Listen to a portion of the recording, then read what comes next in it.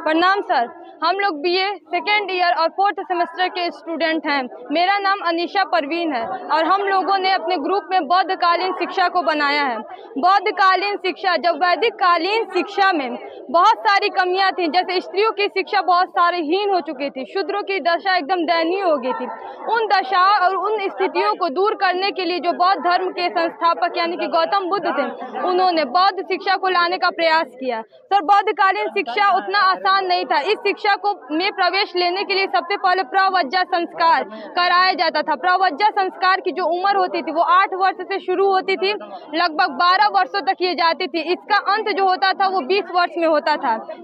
इस संस्कार को ग्रहण करने के लिए जो बालक हुआ करते थे वो अपने सर के बाल को मुड़वा करके पीले वस्त्र को धारण करने के बाद अपने गुरु के शरण में आते थे। गुरु उनको 3 प्रकार के श्लोक या मंत्र पढ़ाया करते थे। मंत्र है बुद्धम शरणम गच्छामि, धम्मम शरणम गच्छामि, संगम शरणम गच्छामि। इस जैसे श्लोक या इस मंत्र को ग्रहण करने के बाद जो गुरु हुआ करते थे वो बालक को 10 प्रकार के नियम बताया करते थे कि जो भिक्षु हुआ करते थे उनको श्रृंगार नहीं करना, ऊंचे बिस्तर पर नहीं सोना है, किसी से धूम्रपान नहीं करना, मदिरा नहीं करना, अपने गुरु का सादर या सम्मान करना है। सेकंड में बाद उपसंपदा संस्कार दिया जाता था, जिसमें से जो भिक्षुक हुआ करते थे वो एक गांव में जाते थे, वहां पे जाकर के उस गांव के बारे में सारा नॉलेज इकट्ठा करते थे। फिर जब वो अपने मठ में आते थे तो उनसे प्रश्न पूछा जाता था और जब वो प्रश्न का जवाब अच्छे तरीके से दे पाते थे तब उनका पता चलता था कि ये उपसंपदा संस्कार को अच्छे से ग्रहण करना है। सेकेंड पोजीशन है सर मेरा नालंदा यूनिवर्सिटी, जो कभी भारत का गौरव हुआ करती थी, लेकिन आज देखा जाए तो धीरे धीरे ये विलुप्ति के कगार पर है। नालंदा विश्वविद्यालय जो कभी हमारे भारत देश को दूसरे देशों के जो छात्र हुआ करते थे वो कभी उसका आकर्षण का केंद्र था, यहाँ पर पढ़ने आते थे, लेकिन आज इसको लोग भूल गए। नालंदा विश्वविद्यालय में बहुत सारे स्टूडेंट पढ़े थे, जैसे चीनी यात्री वेनसांग का आपने नाम सुना होगा, इत्सिंग, वो भी नालंदा यूनिवर्सिटी के ही स्टूडेंट हुआ करते थे। बौद्धकालीन शिक्षा में बहुत ऐसी यूनिवर्सिटी थी जिसका नाम आज नहीं लिया जा रहा है। फॉर एग्जाम्पल के थ्रू तक ये नालंदा हुआ, विक्रमशिला हुआ, अमरावती हुआ, वो अदोनपुरी हुआ,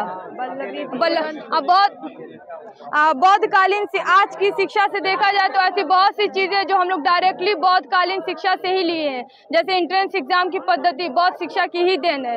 गांव में आजकल आप लोग बहुत सारे सरकारी स्कूल वगैरह देख रहे हैं, ये बौद्धकालीन शिक्षा की ही देन है। बौद्धकालीन की जो शिक्षा हुआ करती थी वो जन सामान्य की भाषा अर्थात पाली भाषा में दी जाती थी ताकि लोग उसको आसानी से समझ सकें। बौद्धकालीन के बहुत सारे सर दोष भी हैं, जैसे में देखा जाए तो इसमें सैन्य शक्ति का अभाव था। शायद यही रीजन रहा होगा कि बौद्धकालीन जो शिक्षा थी उसका पतन हो गया, मुगलों ने इसके ऊपर आक्रमण करके मध्यकालीन शिक्षा को ला दिया। इसमें स्त्री शिक्षा को बहुत ज्यादा हीनता से दिखाया गया, क्योंकि उस समय जो उच्च वर्ग की स्त्रियां हुआ करती थी केवल वही इस मठ में या इस विहार में प्रवेश करती थी और वही शिक्षा लेती थी, और कोई इसमें शिक्षा ग्रहण नहीं कर पाता था। Thank you sir. 6 लोगों की टीम है। मेरा नाम अनीशा परवीन है, ये मेरी दोस्त रेणु प्रजापति है, ये शिवानी चौरसिया है, ये दीपमाला है, ये श्वेता है, ये नेहा वर्मा है।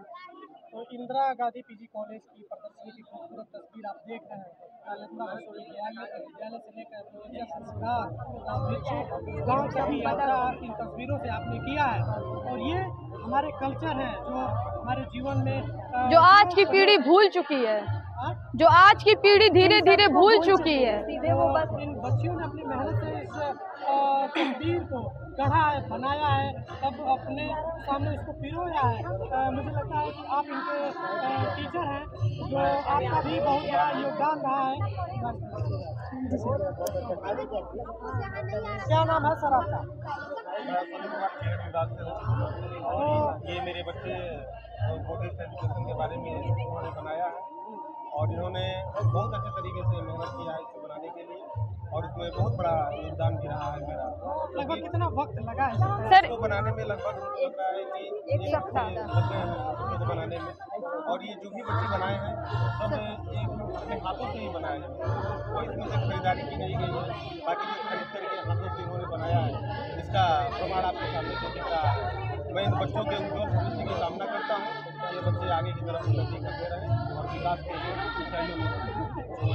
धन्यवाद।